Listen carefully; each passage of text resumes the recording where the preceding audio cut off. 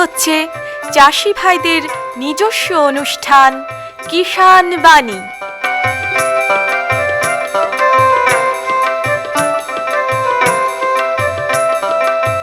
কৃষি, মাছ চাষ, প্রাণী সম্পদ উন্নয়ন, সমবায়, ফল চাষ, কৃষি প্রযুক্তি, পলুপালন, গ্রামোন্নয়ন এ সব কিছু জানতে শুনুন কিষাণ বাণী।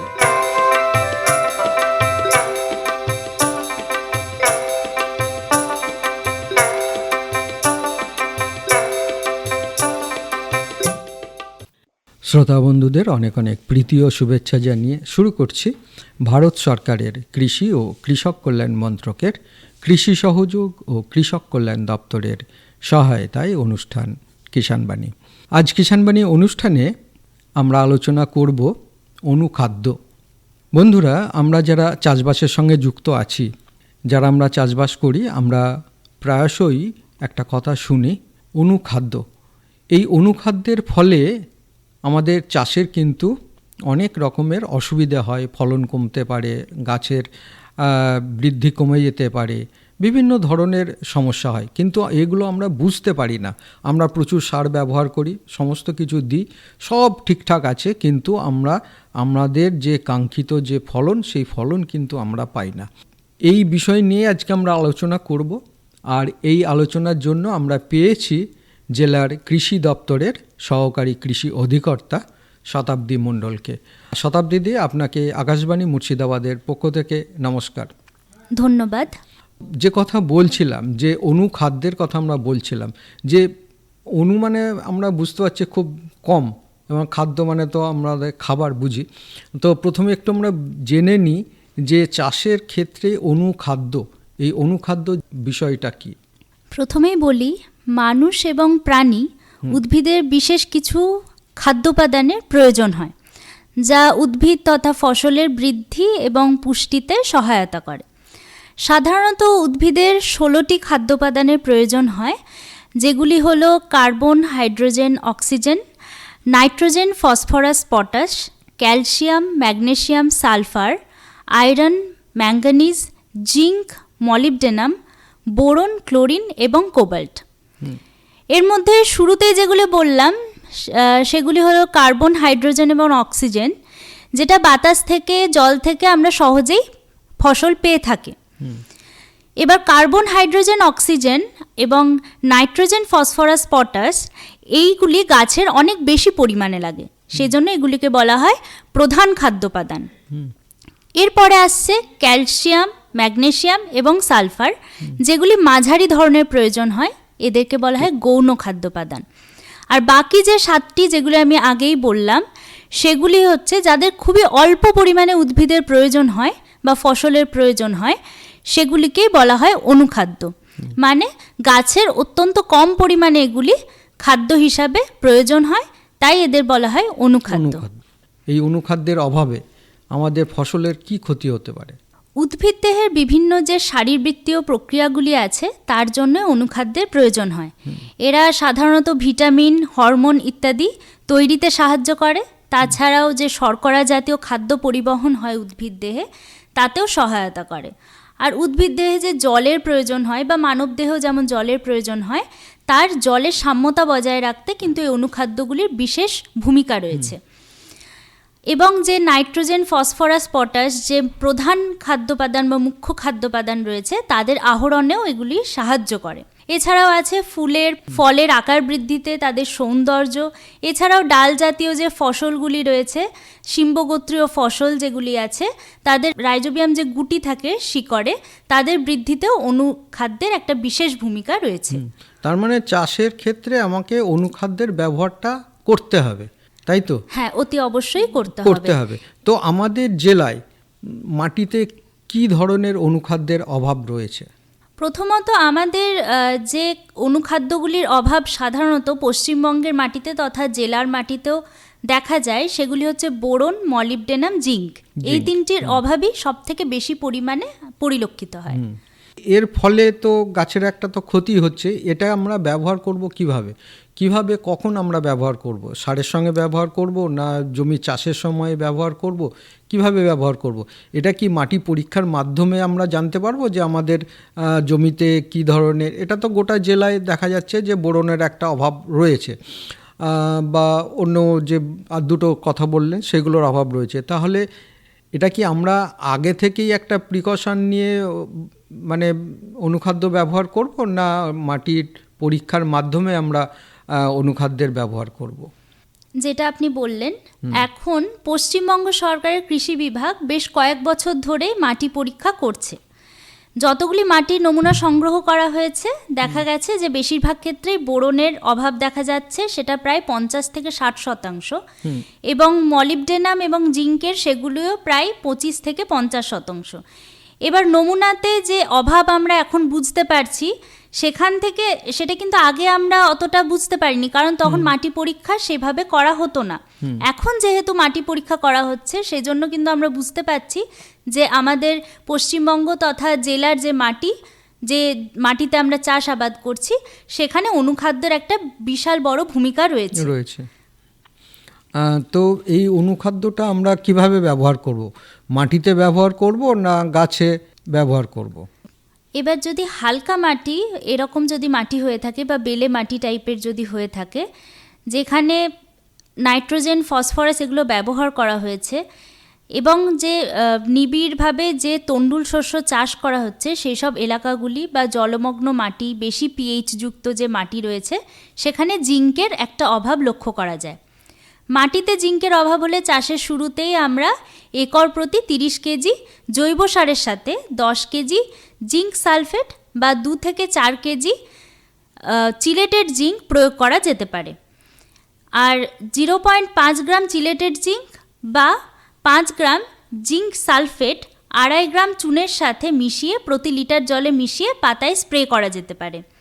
এবার মাটিতে দিলে অনেক ক্ষেত্রেই দেখা যায় যে নষ্ট হয়, সেক্ষেত্রে যদি আমরা পাতায় স্প্রে করি সেখানে জলের পরিমাণটা একটা অত্যন্ত গুরুত্বপূর্ণ বিষয়। সেক্ষেত্রে স্প্রে হবে 2 বার। প্রথমবার স্প্রে বীজ বোনার বা রোয়ার 20 থেকে 25 দিনের মাথায়, এবং দ্বিতীয় 45 থেকে 55 দিনের মাথায় ফসলের পাতার ঘনত্বের ওপর নির্ভর করে আমরা স্প্রে করব। একর প্রতি প্রথম স্প্রেতে 160 লিটার এবং দ্বিতীয় স্প্রেতে 320 লিটার অনুখাদ্য মিশ্রিত জল প্রয়োগ করা যেতে পারে। আর বোরনের অভাবজনিত মাটিতে আমরা চাষের শুরুতেই 4 কেজি প্রতি একর বোরাক্স জৈব সার মিশ্রিত করে মাটিতে দিতে পারি। আবার পাতায় স্প্রে করলে 2.5 গ্রাম বোরাক্স বা 1 গ্রাম বোরিক অ্যাসিড প্রতি লিটার জলে গুলে আমরা স্প্রে করতে পারি। আর যদি মলিবডেনামের অভাব হয়, সেক্ষেত্রে মাটিতে 400 গ্রাম সোডিয়াম মলিবডেট একর প্রতি ব্যবহার করা যেতে পারে। আর পাতায় যদি দেওয়া হয় স্প্রে, তাহলে 0.5 গ্রাম প্রতি লিটার জলে গুলে স্প্রে করা যেতে পারে। তবে সবসময় মাটি পরীক্ষা করেই আমরা এই স্প্রে যে পরিমাণ বলা হলো সেটা করতে হবে। আর যদি মাটিতে আমাদের ব্যবহার করতে হয়, তাহলে কিন্তু জৈব সারের মাধ্যমে ওটা জমিতে ব্যবহার করতে হবে। হ্যাঁ, জৈব সার অত্যন্ত গুরুত্বপূর্ণ একটি বিষয়, এবং সেটা প্রথম চাষের সময় ব্যবহার করতে হবে, প্রথম চাষের সময় এবং মানে মাটি তৈরির সময়ে আমরা দিয়ে দেব। আর আরেকটি জিনিস, অনুখাদ্য মাটিতে একবার যদি অনুখাদ্য প্রয়োগ করা হয়, তাহলে আগামী বা পরবর্তী 2-3টে ফসলে কিন্তু অনুখাদ্যের ব্যবহার করা উচিত না, হবে না, আর প্রয়োজন হয় না। এই যে অনুখাদ্যটা আমরা ব্যবহার করছি, এই অনুখাদ্য ব্যবহার রাসায়নিক সার ব্যবহারের কতদিন পরে বা রাসায়নিক সারের সঙ্গে কি আমরা এগুলো ব্যবহার করব? আমরা অনেক সময় দেখি যে গাছের পাতা হলুদ হয়ে যাচ্ছে বা ঠিক মতন আমার ফলনটা হচ্ছে না, তো এক্ষেত্রে এটা কি অনুখাদ্যের অভাবে হচ্ছে না এটা কোনো রোগ থেকে হচ্ছে? সাধারণত গাছে অভাবজনিত যে লক্ষণগুলো দেখা যায় অনুখাদ্যের, হয়তো গাছের পাতা হলুদ হয়ে যাচ্ছে ইত্যাদি, এগুলো কিন্তু অনেক ক্ষেত্রে রোগেরও লক্ষণ হতে পারে। এবার রোগ হলে সেটা ছত্রাকজনিত বা ভাইরাসের আক্রমণের জন্য বা ব্যাকটেরিয়া জনিত হয়। এবার দুটোরই কিন্তু অনেক মিল আছে, কিন্তু পৃথকীকরণের জন্য আমাদের কিন্তু একটা অভিজ্ঞতার প্রয়োজন হয়, এবং নিয়মিতভাবে কৃষি জমি পরিদর্শন করাটাও কিন্তু খুব গুরুত্বপূর্ণ। এবার ক্ষেতের মধ্যে যদি একটানা অংশে বা পুরো ক্ষেত জুড়ে যদি লক্ষণ দেখা যায়, সেক্ষেত্রে বুঝতে হবে সেটা কিন্তু অনুখাদ্যের জন্য হচ্ছে, কিন্তু রোগের ক্ষেত্রে যদি হয়ে থাকে তাহলে হয়তো দেখা যাবে প্রথমে ওই লক্ষণটি একটি গাছে দেখা যাচ্ছে, পরে সেটি 2টি 4টি করে বাড়তে বাড়তে গোটা জমিকে বা গোটা খেতে সেটা ছড়িয়ে পড়ে। আরেকটা বিষয় হচ্ছে অনুখাদ্যের অভাব হলে সাধারণত কাণ্ড, বাকল এই ধরনের নিয়মিত লক্ষণ দেখা যায়। কাণ্ড, বাকলে হলুদ ছোপ এগুলো নিয়মিত লক্ষণ দেখা যায়, কিন্তু রোগের ক্ষেত্রে যেমন ছোপ ছোপ দাগ দেখা যেতে পারে বা ছাড়া ছাড়া বা এই রকম ধরনের লক্ষণ দেখা যায়।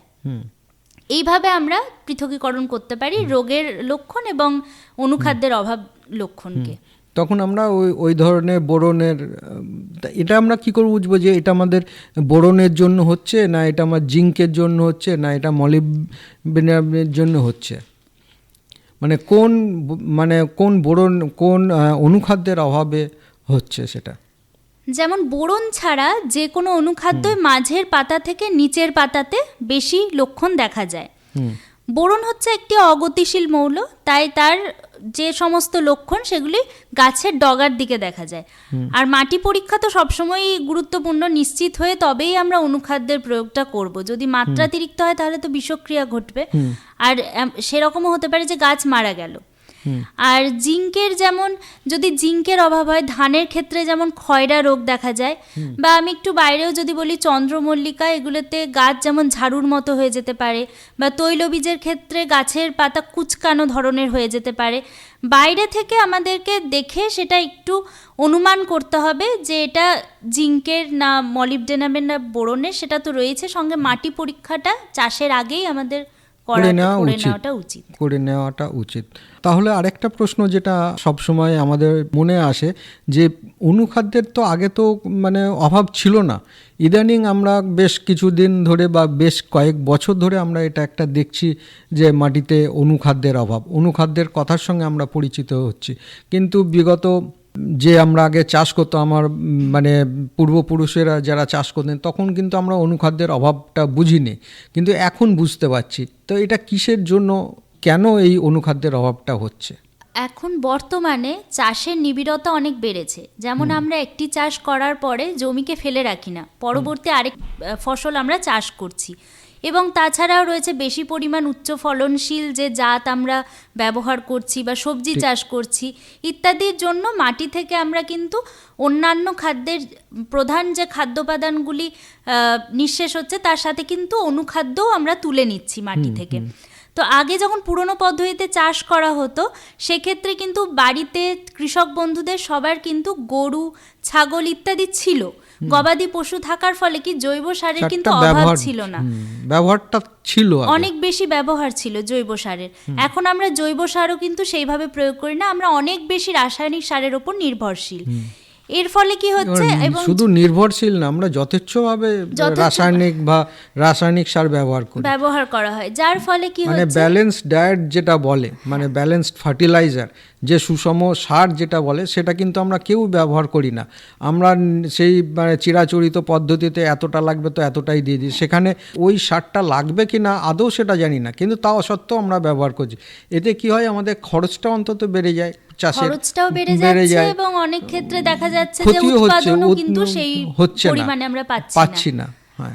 তো এক্ষেত্রে সেই জন্যই বলা হচ্ছে যে আমরা যদি জৈব সার দিই তাহলে কিন্তু অনুখাদ্যের যে পরিমাণটা সেটা কিন্তু মাটিতে মোটামুটিভাবে আমরা বজায় রাখতে পারবো, তাদের সংশ্লেষেও সাহায্য করবে জৈব সার। তার মানে এটা আমরা একটা বুঝতে পারলাম, গোটা আলোচনা থেকে এটা আমরা বুঝলাম যে মাটিতে যদি আমরা জৈব সার যথেষ্ট পরিমাণে আমরা ব্যবহার করতে পারি, শুধু জৈব সার নয় সবুজ সারও যদি আমরা ব্যবহার করতে পারি, তাহলে কিন্তু আমাদের মাটিতে অনুখাদ্যের অভাব যেটা সেটা কিন্তু আর হবে না, আমার মনে হয় যতটা এই আলোচনা থেকে আমরা বুঝতে পারলাম। অতএব প্রত্যেক কৃষক বন্ধুর কাছে আমাদের আবেদন থাকবে যে আপনারা জৈব সার ব্যবহার করুন, অন্তত প্রত্যেকটা ফসলের আগে আপনারা জমির যে প্রথম যে চাষ দেবেন সেই চাষের সঙ্গে কিন্তু জৈব সার ব্যবহার করুন। যদি পারেন বছরে একবার ধনচে চাষ করুন, না হলে সিম্বগোত্রীয় কোনো গাছের আপনারা চাষ করে মাটির সঙ্গে মিশিয়ে দিন, যাতে সেখানে সবুজ সারের ব্যবহারটা বাড়ে। এছাড়াও ভার্মিকম্পোস্ট আছে, ভার্মিকম্পোস্ট ব্যবহার করুন, কিন্তু আমাকে জৈব সার ব্যবহার করতেই হবে।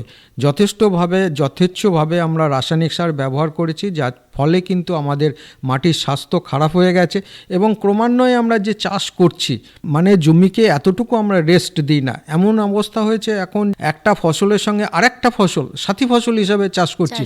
একদম একটা ফসল তোলার পরে যে আরেকটা ফসল আমি চাষ করব, তার মাঝখানে যে 1 মাস বা 1.5 মাস যে গ্যাপ থাকছে, সেই গ্যাপটাও পর্যন্ত আমরা এখন আর জমিতে দিচ্ছি না। মানে এতটুকু ফাঁকা সময় আমরা না দেওয়ার ফলেই কিন্তু আমাদের বিভিন্ন ধরনের মাটির যে স্বাস্থ্য সেটা কিন্তু খারাপ হয়ে যাচ্ছে। আর এর ফলেই কিন্তু বিভিন্ন ধরনের অনুখাদ্যের অভাব হচ্ছে, বিভিন্ন ধরনের রোগ হচ্ছে, বিভিন্ন ধরনের পোকার আক্রমণ হচ্ছে। এই সব সমস্যায় আমাদেরকে পড়তে হচ্ছে চাষের ক্ষেত্রে। তো আমাদেরকে লক্ষ্য রাখতে হবে আমরা জৈব সার ব্যবহার করব। আর এর বাইরেও যদি আপনাদেরকে জানতে হয়, তাহলে কিন্তু আপনারা আপনার ব্লকের যে কৃষি আধিকারিক রয়েছেন তাদের সঙ্গে গিয়ে আলোচনা করে নিতে পারেন। এতক্ষণ আমরা এই বিষয়ে আলোচনা করলাম, আর এই আলোচনার জন্য আমরা পেয়েছিলাম জেলার কৃষি দপ্তরের সহকারী কৃষি অধিকর্তা শতাব্দী মণ্ডলকে। শতাব্দী, আপনাকে আকাশবাণী মুর্শিদাবাদের পক্ষ থেকে এবং কৃষক বন্ধু, শ্রোতা বন্ধু প্রত্যেকের তরফ থেকে অসংখ্য ধন্যবাদ। নমস্কার। নমস্কার। हर जोखिम से निकल कर फसल आए, सुरक्षित हो जाए। फसल बीमा से हर किसान अब आत्मनिर्भर हो जाए। संकट के समय प्रधानमंत्री फसल बीमा योजना किसानों के लिए वरदान है। अब सूखा पड़े या बाढ़ आ जाए, कोई डर नहीं। अब ओले पड़े या कीट पतंगे फसल खा जाए, कोई फिक्र नहीं, क्योंकि हमने लिया है प्रधानमंत्री फसल बीमा। बुआई से फसल कटाई तक हर जोखिम का दावा, न्यूनतम प्रीमियम पर अधिकतम भुगतान का वादा। योजना से हर साल जुड़ रहे हैं 5 करोड़ से ज्यादा किसान। अब आपकी है बारी। नजदीकी कृषि कार्यालय, सहकारी समिति, बैंक शाखा, अधिकृत बीमा कंपनी या जन सेवा केंद्र में स्वेच्छा से करा सकते हैं पंजीकरण। फसल बीमा पोर्टल या फसल बीमा ऐप द्वारा भी कराया जा सकता है पंजीकरण। प्रधानमंत्री फसल बीमा योजना, आपकी फसलों का संपूर्ण सुरक्षा कवच। कृषि एवं किसान कल्याण मंत्रालय, भारत सरकार।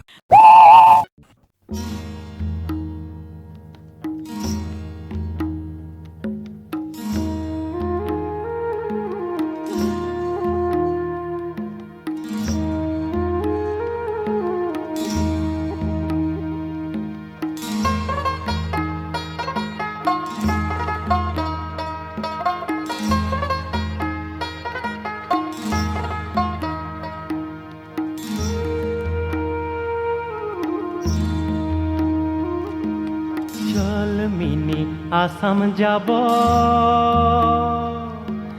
দেশে বড় দুঃখরে, চল মিনি আসাম যাব দেশে বড় দুঃখরে, আসাম দেশে রে মিনি চা বাগান হরিয়া। আসাম দেশে রে মিনি চা বাগান হরিয়া। চল মিনি আসাম যাব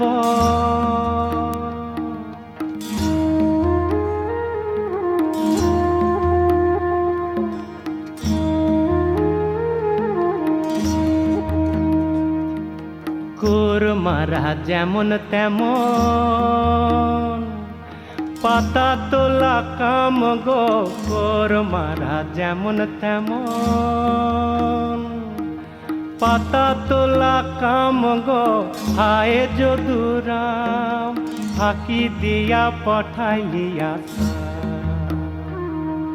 চল মিনি আসাম যাব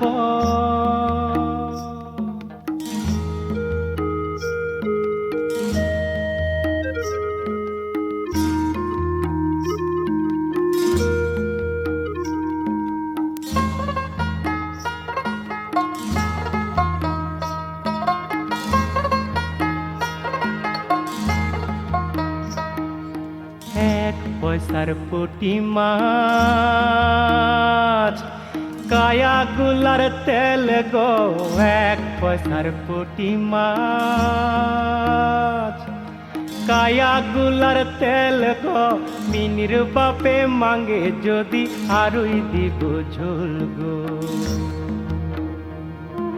মিনির বাপে মাঙ্গে যদি আরুই দিব ঝোল গো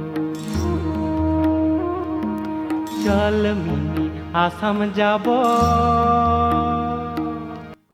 प्रधानमंत्री किसान मान धन योजना। मिलेगा पेंशन का सहारा, कृषक ना होगा बेसहारा, जुड़ेगा खुशियों से नाता, कटेगा सुख से बुढ़ापा, सुरक्षित होगा अन्नदाता, सुरक्षित होगा अन्नदाता। प्रधानमंत्री किसान मान धन योजना से लघु सीमांत किसानों का भविष्य होगा सुरक्षित और 60 वर्ष की आयु से 3,000 रूपए मासिक पेंशन होगी सुनिश्चित। 55 रूपए से 200 रूपए की मासिक किश्त देकर प्रवेश कर सकते हैं। 18 से 40 वर्ष तक के किसान इस अंशदायक योजना में सरकार देगी बराबर का योगदान। सभी किसान भाई बहन इस योजना के लाभ के लिए जन सेवा केंद्र में जाएं और अपना निःशुल्क नामांकन कराएं। प्रधानमंत्री किसान मान धन योजना, अन्नदाता के परिश्रम को संबल, पेंशन से सुरक्षित उनका कर। कृषि एवं किसान कल्याण मंत्रालय, भारत सरकार द्वारा जनहित में जारी। এখন শুনবেন স্টুডিওর বাইরে থেকে রেকর্ড করে আনা অনুষ্ঠান।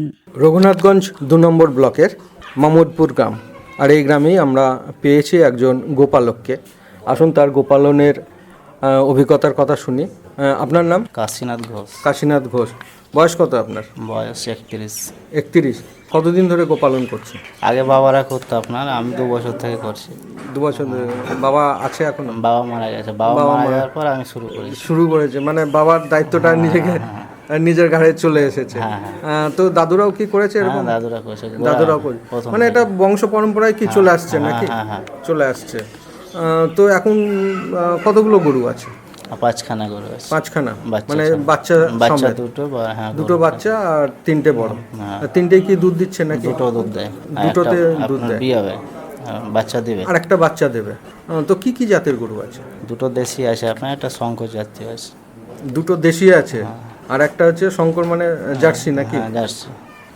তো দেশি গরু তো এখন তো দেখাই যায় না। না, ওটা আপনার বাবার আমলের আছে। ওটা বাবার আমল থেকে আছে? হ্যাঁ আছে। ওগুলো কত বিয়ানের যেগুলো আছে? না, ওটা বয়স যেগুলো হয়েছে সেগুলো বিক্রি করে দিয়েছে। এটা প্রথম একটা বাচ্চা থেকে, আবার বকন থেকে শুরু হয়েছে। তো এগুলো তো দুধ দিচ্ছে নাকি? হ্যাঁ, দুধ দিচ্ছে। এগুলো কত বিয়ানের হয়েছে? এটা প্রথম একটা বাচ্চা দিয়েছে, ওটা আপনার 4 কেজি হয়। 4 কেজি। আর জার্সিটাই দিচ্ছে নাকি? জার্সি দিচ্ছে। জার্সিতে দিচ্ছে। তো এই জার্সি গরু দেখছেন এখন, আর আপনার যে দেশি গরু, তো এই দুটোর মধ্যে পার্থক্য কি? দুধের পাত্র আপনার জার্সিতে দুধটা বেশি দেয়। জার্সিতে বেশি দেয়, আর দেশিতে দুধটা কম দেয়। এবং দুধের দাম কিন্তু একই আপনার। দুধের দাম একই? ঘোষ যা দুধ নিচ্ছে তারা দুধের দাম একই দিচ্ছে। কিন্তু মানে জার্সির থেকে এর দুধের ঘনত্বটা কি বেশি? ঘনত্বটা বেশি, ফ্যাটটা বেশি। খেতেও একটা টেস্ট দেশির আছে জার্সির থেকে আমার মনে হয়। জার্সির গরুর থেকে আমরা তো ছোটবেলায় খেয়েছি, একটা বেশ স্বাদ ছিল, একটা গন্ধ ছিল, কিন্তু এখন আর অতটা গন্ধ পাওয়া যায় না। সে মানে আসল মানে দুধের গন্ধটা পাওয়া যায় না, বা দুধ জাল করলে মানে শটটাও ভালো পড়ে না। কিন্তু দেশি গরুর আমার মনে হয় ছোটবেলায় দেখেছি আমরা বেশ মোটা করে দুধের ওপরে শটটা পড়তে। এখন দুধটা কম দিচ্ছে, এখন সবটাই তো এখন প্রফেশনাল হয়ে গেছে, সবই তো পেশা। এখন গরু পুষে যদি লাভ না হয় তাহলে তো আর কেউ পুষবে না। আপনার এটা দেশিতে হয়তো ভালো দুধ দিচ্ছে বলে এখনো মানে এটা বংশটা রেখেছেন। বাছুরগুলো কি করে, মানে এঁড়ে বাছুরগুলো? বিক্রি করে দিই আপনার। বিক্রি করে দেন? আচ্ছা। ওটা মোটামুটি করেন কত মাসের করে? ওটা ঠিক নেই আপনার, 2 বছর 2.5 বছর পর বিক্রি করা তো 12,000-15,000 টাকা দাম লাগলো। মোটামুটি 2 বছরে হয়ে যায় 12-14 হাজার টাকা। দেশি বাছুরের দামটা বেশি, জার্সিটা কম। জার্সিটা কম। তো খাওয়ান কি গরুকে? খাওয়াই আপনার গহমা, ঘাস, সবুজ ঘাস খাওয়ান। এগুলো কি তাহলে তো চাষ করতে হয় নাকি? হ্যাঁ, চাষ করি। কতটা জমিতে চাষ করেন? চাষ বেশি করে না, ওই কাঠা 10 মতো আপনার করে গরুর জন্য। এটা তো গরুর জন্য। মানে কবার পান ঘাস? 2 বার লাগাই, একবার জব লাগাই, আর জবের পর শেষ হয়ে গেলে আপনার গহমা কর্মী যেটা বলে ওটা। ওইগুলো কি মানে একবার কেটেই খাইয়ে দেন না? ওটা 2-3 বার কাটি। 2-3 বার কেটে মানে সারা বছর কি খাওয়াতে পারেন গরুকে? আপনার বর্ষায় জল জমে, এই মাসটা বাকি, 2 মাস বাকি বাদ বাকি মানে সবটাই হ্যাঁ, হ্যাঁ, খাওয়ানো সবুজ ঘাস। চলে যায়। তো দেখেছেন যে এই 2 মাসে যে 2 মাস ধরুন আপনি সবুজ ঘাসটা খাওয়াচ্ছেন না, বা যখন সবুজ ঘাস খাওয়ান তখন দুধ বা গরুর দুধটা চেহারা কমে যায়, অনেকটা কমে যায়, কিন্তু আপনার এই খোল, তারপর আটা, ভুট্টার এই আটা, এসবগুলো বাড়িয়ে দিতে হয় অল্প করে, এগুলো তখন একটু বাড়িয়ে দিতে হবে। বাড়িয়ে দিতে হয়। তো গরুর রোগ কেমন? গরুর আমার আপাতত রোগ হয়নি আপনার, মাঝে মধ্যে ওই ডাক্তার আসে আমাদের গ্রামের মির্জাপুর থেকে, ওরাই চেক করে, ওষুধ দেয়, ইনজেকশন করে। মানে মোটামুটি একটা যত্নের মধ্যে রয়েছে। মাসে একবার আসে আমার চেক, এসে চেক আপ করে যায় গরু। হ্যাঁ। সে তো করতেই হবে, তা নাহলে এত মোটামুটি অনেক তো দাম এখন জার্সি গরুর। হ্যাঁ, একটা আপনার জার্সি গরু এখন বাজারে কিনতে গেলে 40 থেকে 45 হাজার টাকা। 40 থেকে 45 হাজার টাকা, অনেক দাম সত্যি মানে এখন। তো গরু যেখানে রাখেন সেই গোয়ালঘরটা কেমন? গোয়ালঘর নিচেটা আপনার ঢালাই করা আছে ইট সোলিং করে, আর ওপরটায় অ্যাডবাস্টার দিয়ে ই করা আছে। তো এবার ভাবছি ওপরে 2খানা ফ্যান লাগিয়ে দেবো। ফ্যান লাগিয়ে দেবো, গরমের জন্য। অবশ্যই। তো গরম টরম লাগলে বা মশার কামড়, এতে তো দুধ তো কমে যাওয়ার সম্ভাবনা। মশার জন্য আপনার ই দেওয়া থাকে, মর্টিন কিংবা ওই আপনার ওষুধ ব্লিচিং পাউডার পেছনে ই করে দেওয়া থাকে, পরিষ্কার করে দিতে হয় সকাল সন্ধ্যা। গরুকে কি ওই যত্ন পরিচর্যার জন্য কি গাটা ধোয়াতে হয়? সপ্তাহে 3 থেকে 4 দিন গা ধোয়াতে হবে। গাটা গরমে প্রতিদিন ধোয়ালেই ভালো, কিন্তু আমরা প্রতিদিন পাই না, ওই 3 দিন 4 দিন ধোয়াই আপনার। তো আপনার কি এই গোপালনের ওপরই কি মানে সংসার চলে, না আর কি করেন? ব্যবসা আছে আপনার, আর গোপালনটা বাড়িতে তো এমনি কেজি 2 কেজি করে দুধ লাগবে, এটা কিনতে হচ্ছে না। প্লাস আপনার মাসে 12 থেকে 13 হাজার টাকা দুধ বিক্রি করি, 6 হাজার টাকা হয়তো গরুর পেছনে খরচ হলো, 6 হাজার টাকা থাকলো, এবং আর গোবরটা জমির কাজে লেগে যায়। জমিতে অন্যান্য কি আছে? ধান চাষ হয়, ওটা জমিতে ফেলে দিই আপনার। এটা সারের গোবর সার, মানে জৈব সারটা জৈব সার হয়ে গেল, মানে রাসায়নিক সারের খরচটাও অনেকটা কমে যাবে। এটাই তো, মানে এই সারটা ব্যবহার করতে পারলে তো আপনার জমির মাটিটাও অনেকটাই ভালো, এবং আর গোবরটা জ্বালানি হিসাবে ব্যবহার করা যায়। রঘুনাথগঞ্জ 2 নম্বর ব্লকের মামুদপুর গ্রামের কাশীনাথ ঘোষের গোপালন সম্পর্কে তার অভিজ্ঞতার কথা শুনলাম। এর জন্য আমাদের তরফ থেকে এবং আমাদের যারা কৃষক বন্ধু, শ্রোতা বন্ধু রয়েছেন তাদের তরফ থেকে আপনাকে অসংখ্য ধন্যবাদ। নমস্কার। এতক্ষণ শুনলেন স্টুডিওর বাইরে থেকে রেকর্ড করে আনা অনুষ্ঠান।